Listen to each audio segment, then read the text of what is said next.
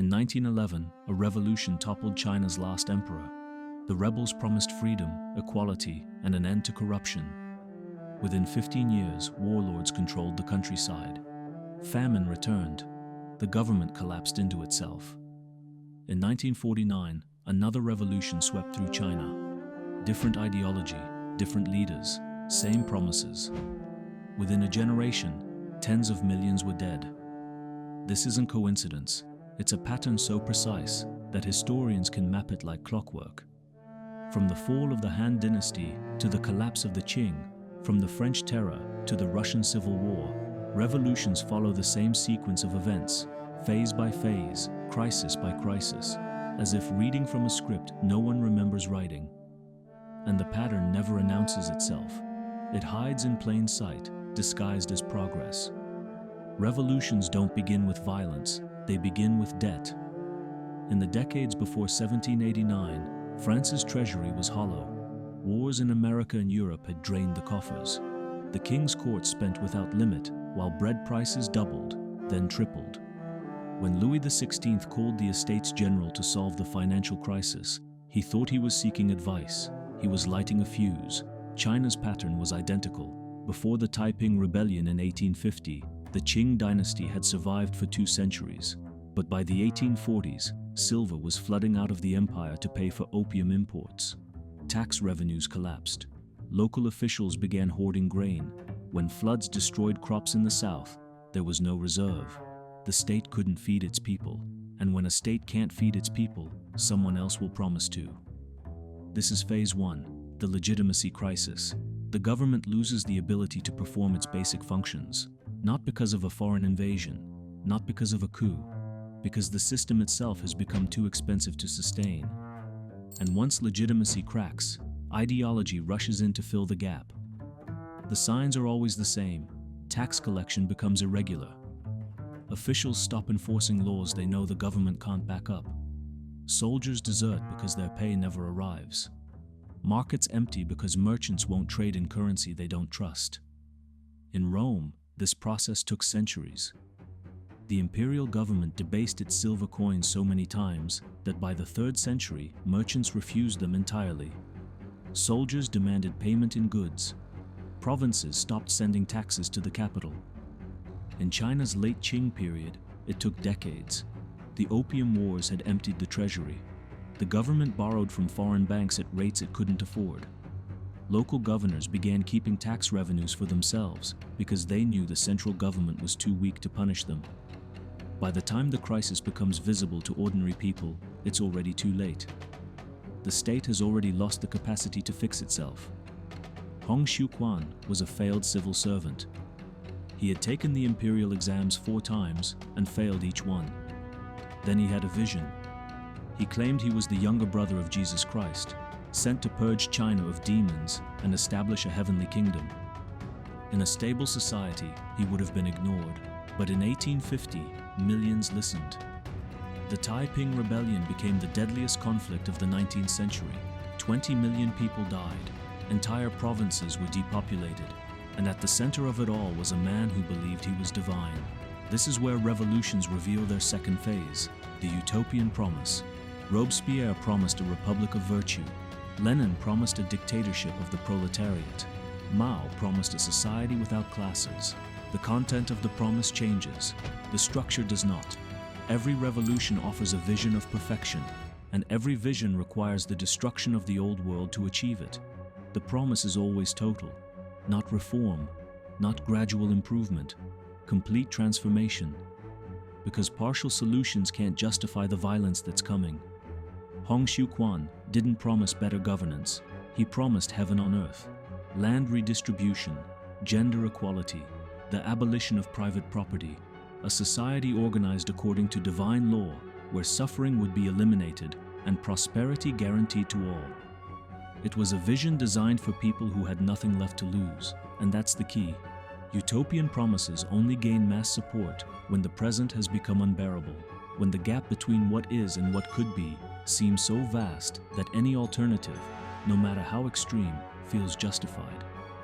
The French revolutionaries promised a society based on reason. The Russian Bolsheviks promised a workers' paradise. Each revolution told the same story. The old world is corrupt beyond repair.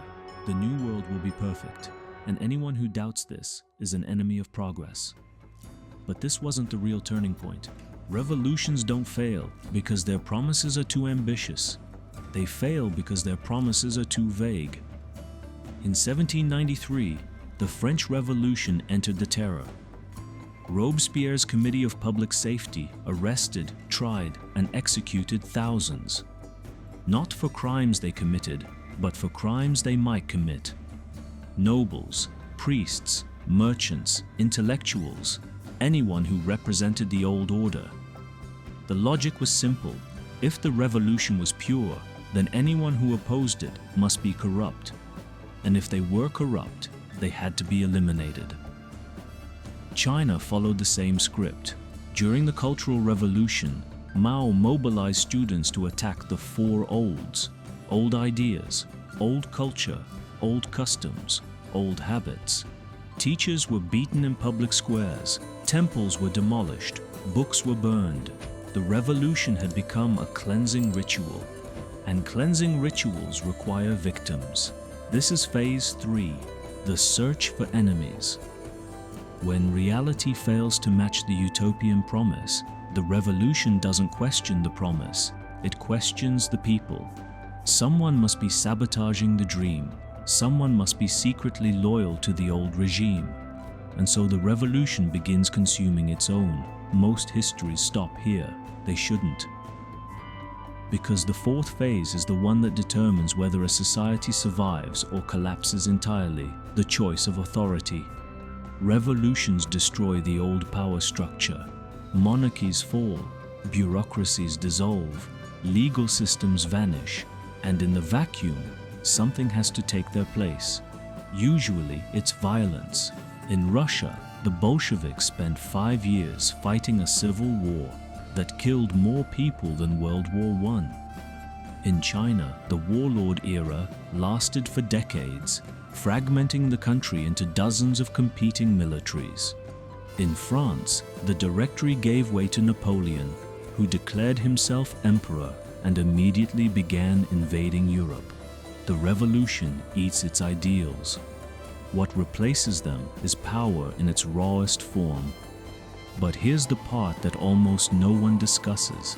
This isn't a failure of the revolution. It's the revolutions working as designed. Because revolutions don't create new systems. They destroy old ones. And when you destroy a system without replacing its functions, taxation, law enforcement, food distribution, dispute resolution, someone will fill the gap by force. This is where everything changed. China's 20th century is the pattern compressed into a single lifetime. The 1911 revolution ended the Qing dynasty. The Republic of China was declared. Sun Yat-sen promised democracy, modernization, and national unity. Within months, the government controlled only a few cities. Warlords divided the rest of the country. Some were former Qing generals. Others were bandits with armies. They taxed peasants into starvation, conscripted sons into endless wars, and ruled through terror. The central government had no money, no military, and no legitimacy. So the revolutionaries did what revolutionaries always do. They made a new promise. The Chinese Communist Party formed in 1921. Its message was simple. The warlords were agents of imperialism. The landlords were parasites. The old culture was poison. Destroy them all, and a new China would emerge, prosperous, equal, free. By 1949, the communists had won, and the cycle began again. Land reform turned into mass executions. The Great Leap Forward turned into famine. The Cultural Revolution turned into chaos. Each phase of the pattern repeating with mechanical precision.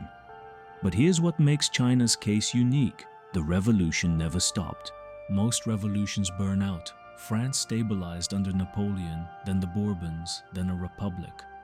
Russia calcified into the Soviet Union, stagnant but predictable. China kept revolving.